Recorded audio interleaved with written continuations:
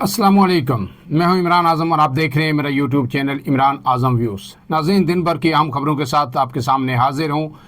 आज की दो बड़ी खबरें हैं। एक तो वफाकी काबीना का अहम तरीन इजलास हुआ और इस इजलास में तहरीक लब्बाइक पाकिस्तान के हवाले से जुड़ी हुई बड़ी खबर जो है सामने आई है। ये खबर है क्या और इस खबर के अब जो है तहरीक लब्बाइक पे क्या असरात पड़ेंगे, और ख़ास करके पूरा जो मजहबी जमातें हैं, ये मजहबी एलिमेंट है, वो इस जो है फैसले को या इस जो डेवलपमेंट को किस तरह लेगा। इसके साथ साथ एक और जो है बहुत ही अफसोसनाक वाक़या पेश आया इस्लामाबाद के अंदर कि जब एक नौजवान एसपी उसने खुद को मुबैना तौर पर गोली मारकर ख़ुदकशी कर ली।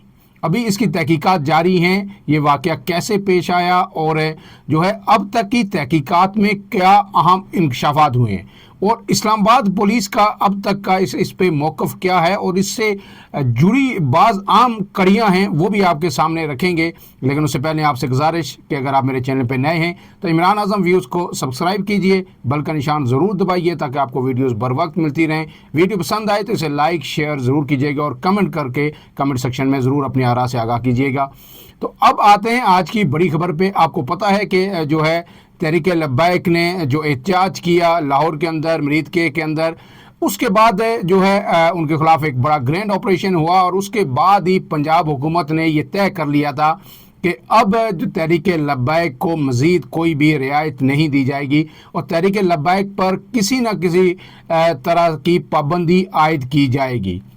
इस हवाले से जो है आपको पता है कि जो वज़ीर इत्तलात हैं पंजाब उज़मा बहारी, वो मुसलसल प्रेस कॉन्फ्रेंस भी करती आ रही हैं और उन प्रेस कॉन्फ्रेंसेस के अंदर उन्होंने जो है कई अहम जो है बड़े इल्ज़ामात भी तहरीक लब्बाइक की जो क़यादत है उन पर आयद किए थे। और उसके बाद उन्होंने ये भी कहा था कि अब चंद दिनों की बात है और हमने सिफारिश कर दी है कि तहरीक लब्बाइक पे पाबंदी आयद की जाए, कलअदम करार दिया जाए वफाकी हुकूमत को। अब ये वफाकी हुकूमत का फ़ैसला है कि उन्होंने इस जमात के साथ क्या करना है। लेकिन उन्होंने वाज़े तौर पर यह कहा था कि जो मुसल्लह जत्थे हैं अब इनकी पंजाब के अंदर किसी भी तरह की गुंजाइश नहीं है।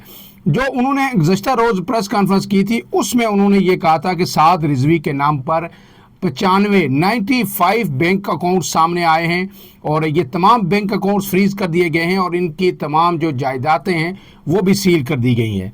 इसके साथ साथ उन्होंने एक और इंकशाफ किया था कि इनके घर जब रेड किया गया तो वहाँ से 1 किलो 920 ग्राम सोना बरामद हुआ है, यानी आलमोस्ट जो है 2 किलो।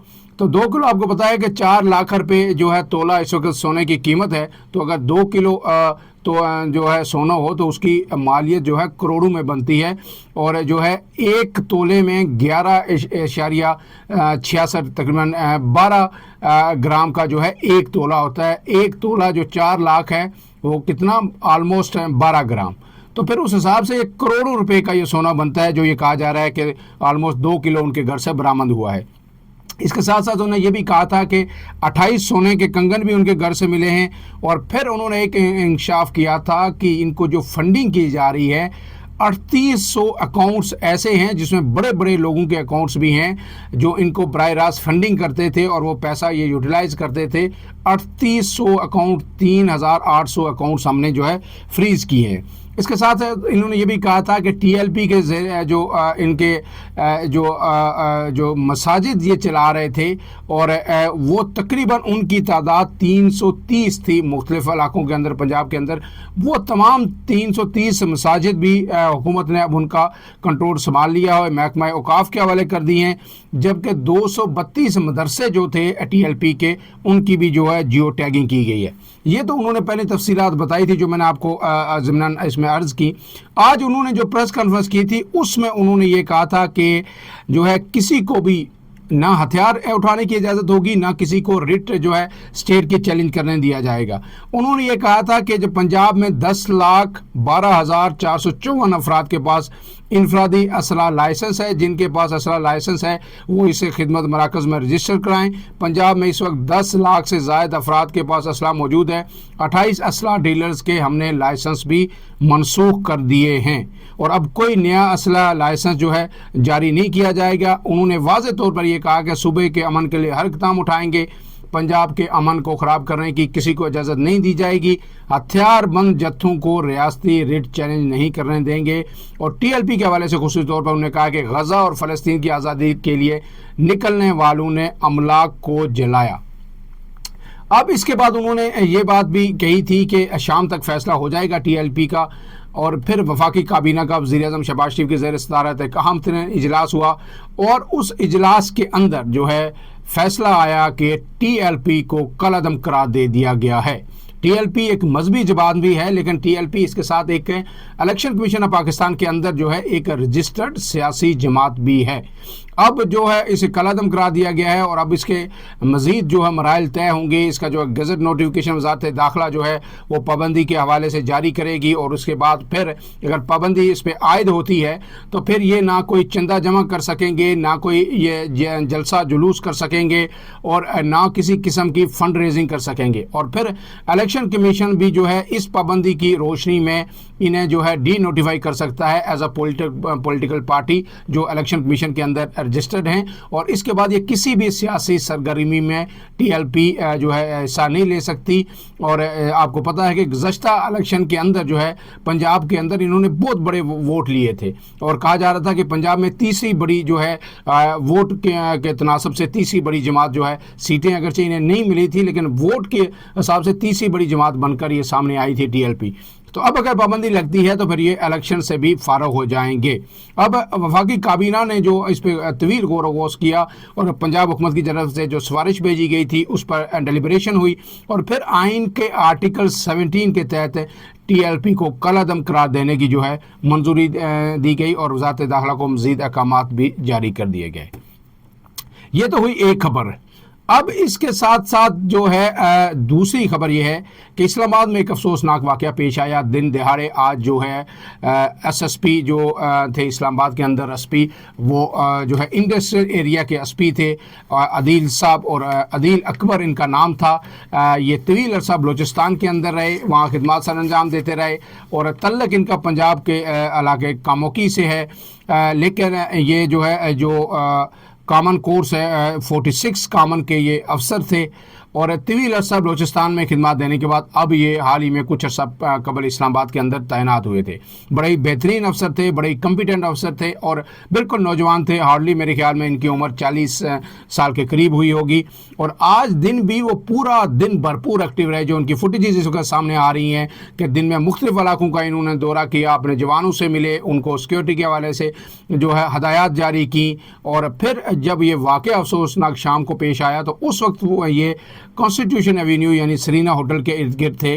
कॉन्स्टिट्यूशन एवेन्यू पे पहली जो इस पर रिपोर्टिंग की गई वो ये आई कि उन्होंने जो है अपने जो गनमैन था उनके साथ या एक पुलिस एहलकार जो उनके साथ थे उनसे पिस्तौल छीन के जो है मुबैना तौर पर अपने सीने पर रखकर गोली मारी, जिसके बाद वो ज़ख्मी हो गए। उन्हें फिर जो है पिम्स अस्पताल मुंतकिल किया गया जहाँ डॉक्टरों ने उनकी जान बचाने की भरपूर कोशिश की लेकिन वो जानबर नहीं हो सके।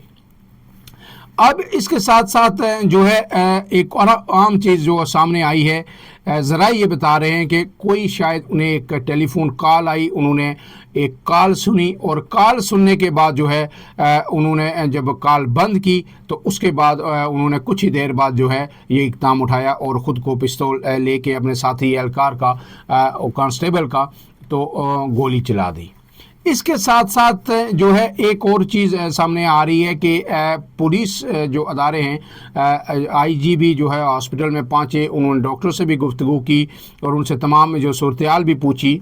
लेकिन अब इस जो अदारे हैं इस पे तहकीकात कर रहे हैं कि जो उनको आखिरी कॉल टेलीफोन कॉल थी वो किसकी थी, उसकी जो है ज़ाहिर रिकॉर्डिंग भी हासिल की जा रही है और फिर उसके साथ जो उनका मोबाइल है उसकी जियो टैगिंग जियो फेंसिंग भी की जा रही है कि दिन भर आज उनकी किन किन लोगों से बात हुई। ज़ाहिर कॉल डाटा जो CDR है वो निकाला जाएगा और फिर पता चल जाएगा कि आज उनकी किस किस से बात हुई, किन उमूर पे बात हुई, आया कोई उन्हें स्ट्रेस था किसी वजह से था या जो है ये दहशतगर्दी का कोई वाक़या है, कोई उन्हें धमकी हमें जो है कोई धमकियाँ मिल रही थी, या फिर ये कहा जा रहा है कि जो है किसी ने جو ہے انہیں جو ہے ہٹ کیا اور انہیں جو ہے نشانہ بنایا، کیونکہ جو پولیس ترجمان کی جو اب تک پولیس کا آفیشیل ورژن جو ہمارے پاس آیا ہے اس میں جو الفاظ استعمال کیے انہوں نے یہ کہا گیا ہے کہ SPI-9 عدیل اکبر کانسٹیٹیوشن ایونیو سے اپنے دفتر کی طرف جا رہے تھے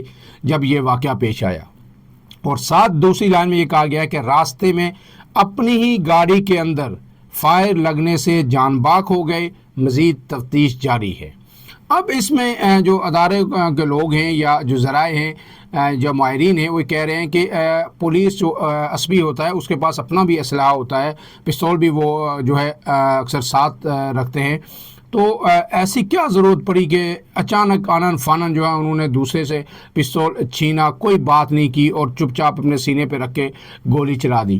تو یہ خدشات بھی ظاہر کیے جا رہے ہیں، اس حوالے سے بھی تحقیقات ہو رہی ہیں کہ آیا جو گاڑی کے اندر اگر انہوں نے خود کو گولی ماری کانسٹیٹیوشن ایونیو پہ سے دفتر جاتے ہوئے، تو کیا گاڑی کے اندر دوسرے کون سے لوگ تھے؟ ابتدائی طور پر کہا جا رہا ہے کہ 3 سے 4 جو پولیس اہلکار ہیں جو ان کے قریب تھے یا ان کے اسکواڈ میں شامل تھے، ان کو حراست میں لے لیا گیا ہے، اور یہ تحقیقات کی جا رہی ہے کہ آیا گاڑی کے اندر سے کسی اور فرد نے انہیں گولی تو نہیں ماری، یہ نہ ہو کہ جو ہے گولی کسی اور نے ان پہ چلائی ہو اور اسے خودکشی کا رنگ دیا جا رہا ہو۔ تو تمام پہلوؤں سے یہ تحقیقات جو ہے کی جا رہی ہیں، لیکن بہت ہی افسوسناک واقعہ ہے، بڑا دلخراش واقعہ ہے۔ ایک نوجوان افسر، کمپیٹنٹ افسر جنہوں نے CSS کیا، بڑی محنت سے جو ہے اس مقام تک پہنچے، ابھی انہوں نے بہت آگے جانا تھا، ایک لمبا کیریئر جو ہے ان کے آگے تھا، بریلینٹ آفیسر تھے، آج وہ اس طرح ایک افسوسناک جو ہے واقعے کے اندر وہ جان کی بازی ہار گئے۔